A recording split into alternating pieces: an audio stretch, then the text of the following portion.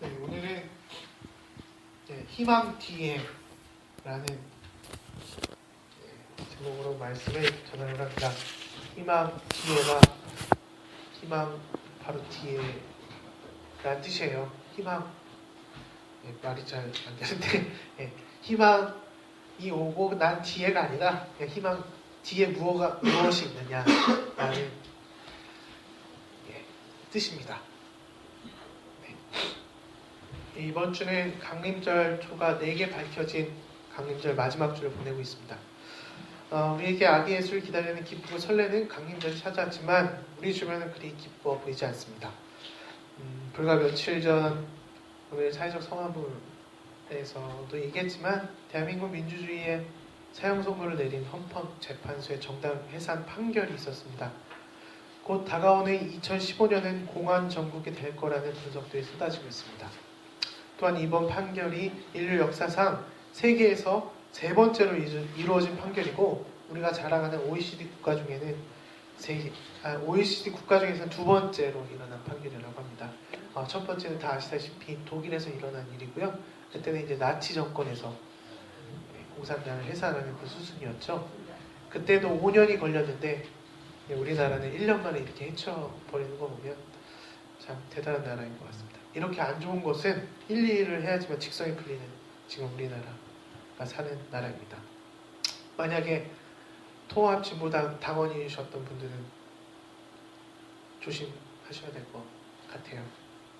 오늘 민간단체가 10만 명 이상 국가보안법으로 고소를 했다고 합니다. 고소를 했다고 하니까요. 10만 명이 다 조사 대상이 될 수도 있고 검찰에서 판단을 하겠지요.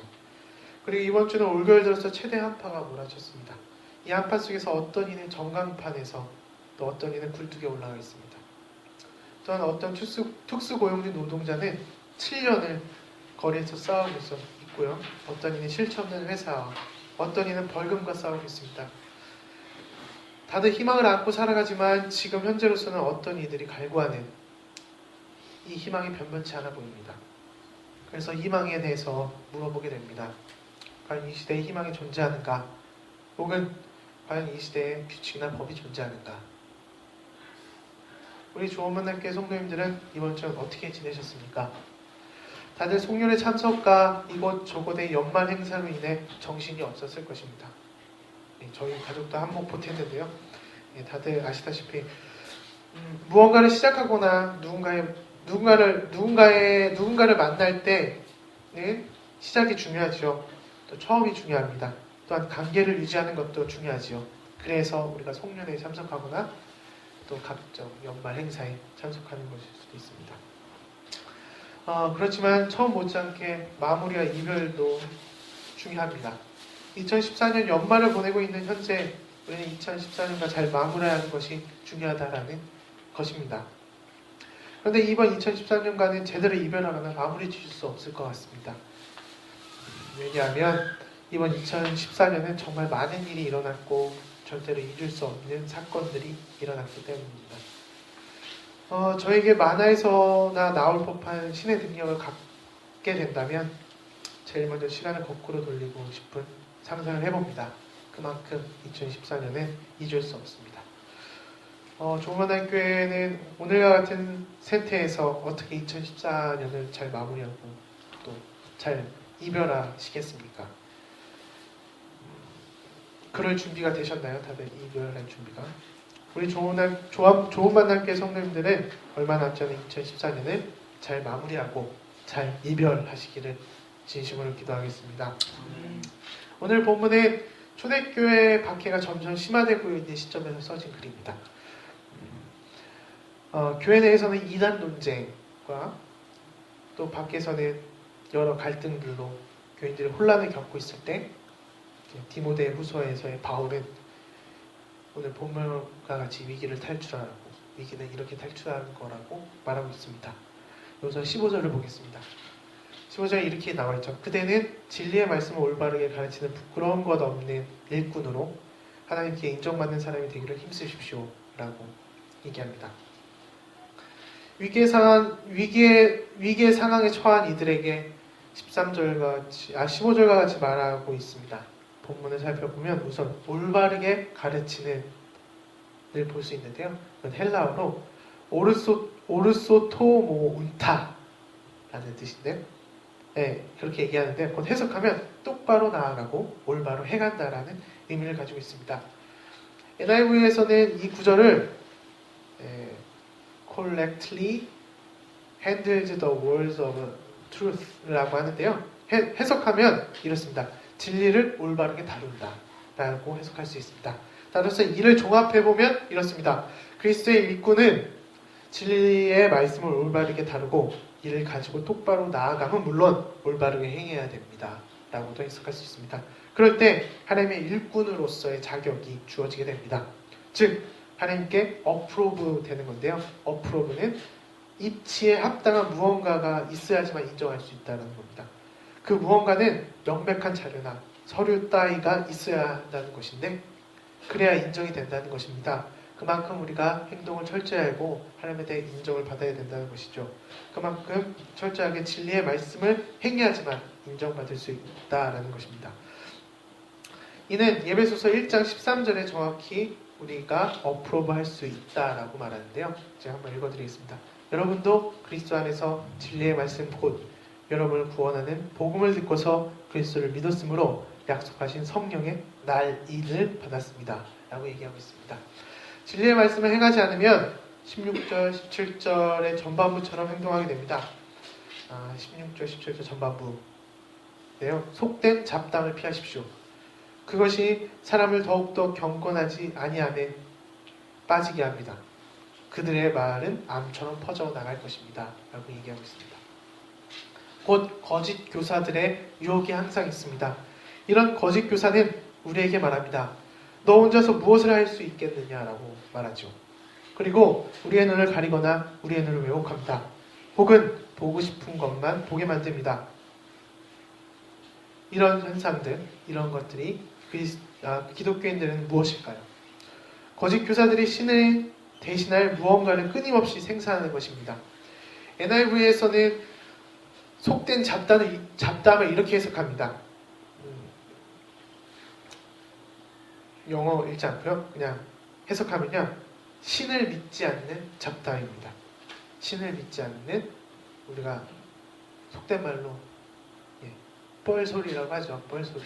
신을 믿지 않는 뻘소리입니다. 우리의 전제가 15절 같지 않다면 우리의 모든 말이나 선포나 우리의 행동이나 모든 것들이 신을 믿지 않는 잡담에 불과하다는 것입니다. 이는 신앙인으로서의 정체성을 가지고 사는 것이 아니라 신이 없어도 상관없는 정체성을 가지고 살아간다는 것입니다. 실제 우리는 보통 신과 함께라는 생각을 잊고 있을 때가 종종 있습니다. 종종이 아니라 많이 있죠. 곧 예배소서 1장 13절처럼 성령의 날인을 갖고 있다라는 자각을 하지 못할 때가 많습니다. 이 자각을 하는 순간 적어도 여기에 모인 우리들은 많은 생각을 하게 됩니다. 먼저 나보다 남을 생각해야 되고요. 원칙이 소중해지고요. 생명이 소중해집니다. 이런 상황들을 생각하다 보면 바로 우리는 행동을 망설이게 됩니다. 그리고 합리화하게 되죠. 이 합리화는 무척이나 우리들에게 좋은 무기가 됩니다. 우리를 편안하게 만들기도 하죠. 이는 나이가 들수록 높은 직급에 오를수록 인기가 많을수록 이 합리화라는 암은 커지거나 잘 퍼지게 됩니다. 그리고 죽음에 이르게 되죠. 그게 어떤 죽음이든 생물학적인 죽음이든 아니면 상징적인 죽음이든 우리는 죽음에 이르게 되는 길을 걷고 있습니다. 그러면 다시 태어나야 되는 숙명에 놓이게 되는데요. 디모데후서 3장 13절에서 이에 대한 모습을 잘 표현해주고 있습니다. 13절 이렇습니다. 한번 들어보십시오. 악한 자들과 속이는 자들은 더욱더 악해져서 남을 속이기도 하고 속기도 할 것입니다. 라고 얘기하고 있습니다. 그런데 암을 NIV에서는 부패로 번역하고 있습니다.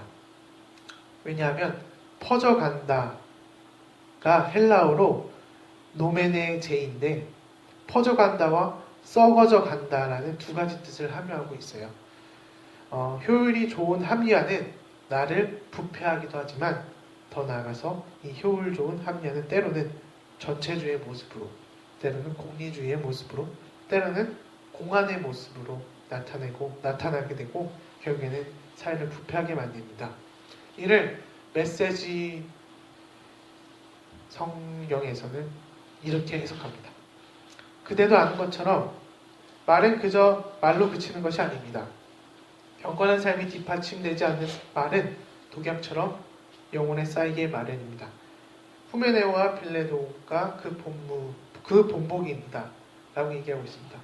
여기서 말하는 후메네오와 빌레도 궁금하시지 않으세요? 누구인지? 네, 제가 주석을 찾아보니까 그 당시에 유명했던 교회 일꾼이라고 얘기를 하더라고요. 이 사람들이 거짓 교사 행세를 하고 있는 겁니다. 지금 우리 세태도 마찬가지죠. 교회를 너무나도 잘하는 사람들이 교회를 망가뜨리는 사람들이 많고, 정치를 너무 잘하는 사람들이 정치를 망가뜨리는 경우도 많고요. 아이를 너무 잘하는 부모가 아이를 망가뜨리는 경우도 있습니다. 네. 거짓 교사들과 부패한 그들은 이렇게 다른 사람의 눈과 귀를 현혹합니다. 18절처럼 말인데요. 18절은 이관태 목사님 한번 읽어주십시오. 그들은 진리에서 멀리 떠나버렸고 부활은 이미 지나갔다고 말하면서 사람들의 믿음을 뒤엎습니다. 네, 제가 왜 이관태 목사님한테 부탁드렸냐면요. 어제 동아리 책 모임 했었는데 책 보지 말고 영화 보러 가자고 그래서 영화를 봤어요. 호빗을 봤는데 집에 오니까 11시 반이더라고요. 네, 그러고 나서 줄 준비를 했습니다. 제가. 네. 저도 현혹되고 그렇게 됐습니다. 했었는데요. 거짓 교사들이 이렇게 얘기한다는 거죠. 가장 잔인하게 거짓 교사들은 혼란한 이들에게 마지막으로 희망마저 빼앗거나 희망마저도 낙담하게 만듭니다. 이런 이들은 모든 것을 냉소적이고 염세적으로 치안하게 됩니다. 이들에게 희망은 헛된 것으로밖에 보이지 않게 거짓 교사들을 만든다는 거죠. 이들 18절 후반부와 같이 믿음이 변하거나 믿음이 오류가 발생하게 됩니다. 내 주변이나 다른 것들은 중요치 않습니다. 오직 나만 중요하게 됩니다. 이렇게 된다면 오늘날 2014년 대한민국의 모습을 볼 수 있을 것입니다. 나만 중요한 신자유주의 경제체제가 그렇게 우리를 또 만드는 것이기도 하죠. 에밀 졸라라는 철학자가 있는데요. 또 스피너기도 하고요. 전진하는 진실이라는 책에서 부패된 정권을 고발하는 편지를 대통령에게 쓰면서 다음과 같이 편지를 마무리하게 된다. 이렇게 쓰고 있는데요. 내가 고발한 인물들을 말하자면 내가 지금까지 그들을 한 번도 본 적이 없고 전혀 알지도 못할 뿐 아니라 그들에 대해 어떠한 원한이나 증오심도 갖고 있지 않습니다. 그들은 사회적 악행의 표본을 보여주는 하나의 실체들일 뿐입니다. 그리고 지금 내가 한 행위는 진실과 정의의 폭발을 앞당기기 위한 혁명적 수단일 뿐입니다. 내가 바라는 것은 오직 한 가지. 오랫동안 고통받아 왔으며 행복을 추구할 권리가 있는 인류의 이름으로 진실을 밝히는 것뿐입니다. 나의 열렬한 항의, 곧 내 영혼이 외치는 소리입니다. 라고 이렇게 얘기를 하는데요.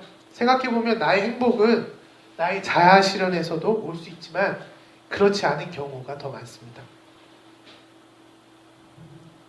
네. 사회가 안정되고 또 여러 기반이 갖춰져야지만 누리는 행복도 있다라는 것입니다. 희망이 이렇게 발견될 수 있다라는 것이고 그런 희망을 저는 보기 원합니다. 바로 19절을 읽겠습니다. 그러나 하나님의 기초는 이미 튼튼히 서 있고 거기에는 주님께서는 자기에게 속한 사람을 아신다는 말씀과 주님의 이름으로 부르는 사람은 다 불에서 떠나라는 말씀이 새겨져 있습니다. 라고 말하고 있습니다. 희망을 하나님의 기초에서 발견해야 됩니다. NIV에서는 더 완고하게 말하고 있습니다. God's solid foundation이라고 해석하는데요. 바로 하나님의 완고한 토대가 있어야 된다는 거죠. 우리가 희망을 보기 위해서는 바로 튼튼한 기초가 있어야 한다는 것입니다. 그리스도인이라면 튼튼한 기초, 즉 튼튼한 믿음이 있어야 합니다. 이 믿음은 하나님께서 정의로운 세상을 이룩하신다는 것입니다. 그리고 희망을 갈구하는 우리의 마음을 아신다라고 말하고 있습니다. 그러므로 희망 뒤에는 하나님을 알아야 되면 물론이고 바로 튼튼한 기초가 있어야 한다는 것입니다. 이 튼튼한 기초가 없으면 일꾼이 될 수도 없고 또한 하나님에게 인정을 받을 수도 없습니다. 그렇다면 희망도 없습니다. 반드시 튼튼한 믿음의 기초가 있어야만 합니다. 여러분들은 튼튼한 믿음의 기초가 있으신가요? 네. 한모사님은 항상 우리 앞에서 튼튼한 믿음을 가지고 일꾼으로서 이렇게 해주시는데요. 네, 이 믿음이 흔들릴 때가 너무나도 많죠. 또 믿음이 헛되다라고 생각할 때도 종종 있습니다. 여러분들은 어떤 기초를 쌓으시겠습니까? 그러면 처음부터 다시 시작해야 되는 거잖아요. 기초를 쌓으려면 그런 과감함을 가지고 계실까요? 처음부터 쌓을 과감함, 처음부터 시작할 과감함, 그런 것들 갖고 계시나요? 그럴 때마다 항상 우리에게 달려오는 건 합리화지요. 말씀을 마치겠습니다. 이 정혜운이라는 사람이 이 쌍용 자동차 해고 노동자의 인터뷰를 정리한 책이 있습니다. 2009년부터 2013년까지 인터뷰를 정리한 건데요. 그 책 이름이 그의 슬픔과 기쁨에서, 그러니까 그의 슬픔과 기쁨이라는 책입니다. 근데 이제 2013년 김득중 씨의 인터뷰 일부를 소개해 드리려고 합니다. 지금 굴뚝에 올라가 있는 이창근 씨, 김종호 전 지부장님 다 인터뷰한 내용도 있는데요. 우선은 좀 긴데 한번 읽어드리겠습니다. 저는 제가 한 말에 책임지고 싶습니다. 제가 한 이야기의 끝을 보고 싶습니다. 저는 항상 제 자신에게 긍정적이었어요. 어떤 일을 해도 잘할 거라는 자신이 있었습니다. 나는 앞으로 어떤 일을 해도 잘할 것이라는 자신이 또한 있었지요. 그런데 이 일을 해결하지 않고서는 그 어떤 일도 못하겠어요. 양심상 계속 걸리는 것이 있어요. 여기 이렇게 동지들이 나가서 애쓰는 것을 보면 잘해 나가고 싶습니다. 생계에 나가 있는 동지들 중에서 투잡 뛰는 친구들이 있습니다. 대충 사는 사람들한테 그런 마음이 적은데 정말로 열심히 살아보려는 친구들을 보면 미안합니다. 2009년 파업 당시 조직실장이었던 제 말을 믿고 희망퇴직을 거부한 친구들도 있습니다. 제가 한 말에 책임지고 싶습니다. 죽은 친구들에 대한 기억은 지워질 수 없어요. 며칠 전에 누가 물어봐요. 해고된 지 5년이 됐는데 시간을 되돌려 누가 제일 생각나느냐고, 누가 지금 함께 있었으면 좋겠냐고. 그러면서 김득중 씨는 자살한 2명의 해고 노동자를 생각했습니다. 이어집니다. 저는 더 이상 우리 쌍차의 문제를 죽음의 문제로 놔두고 싶지 않습니다. 함께 웃는 문제였으면 좋겠어요. 영정 속에 있는 사람들도 이제 동료들이 웃는 것을 보고 싶어 하지 않을까 생각합니다. 라고 인터뷰합니다. 기초나 올바른 토대가 없으면 희망을 볼 수 없을까요? 그냥 누군가 카리스마적인 사람이죠. 예수님이 오셔서 기초 없이 그렇게 했으면 좋겠다라는 생각도 합니다. 이게 가능하지 않다면 올바른 기초나 토대를 만들어야 합니다. 곧 희망을 만들어야 되는 것이죠. 바로 처음부터 다시 시작하는 것입니다. 그리스도인들은 다시금 믿음의 기초를 만들고 진리를 다루고 진리를 행해야 하는 것입니다. 사회 구성원들은 다시금 규칙을 정비하고 이를 교육해 나가야 하는 것입니다. 희망 뒤에 올바른 기초와 토대가 있다면, 이것이 없을 때에는 이 기초를 만들고 좋은 기초가 있다면 이 기초를 오늘 본문과 같이 계속 지켜야 하는 것입니다. 하나님께서는 오늘 19절 후반부와 같이 우리에게 약속하고 있습니다. 주님의 이름을 부르는 사람은 다 불의에서 떠나라. 믿으십니까? 네, 믿기 힘든 요즘 시대인 것 같아요. 네. 우리 좋은 하나님께 성도님들은 이번 주간 희망을 만들어 가시는 또는 좋은 기초와 토대를 만들어 가시는, 그래서 하나님 나라가 이룩하는 그런, 또 하나님 나라를 보시는 신앙인들이 되기를 진심으로 기도하겠습니다. 아멘.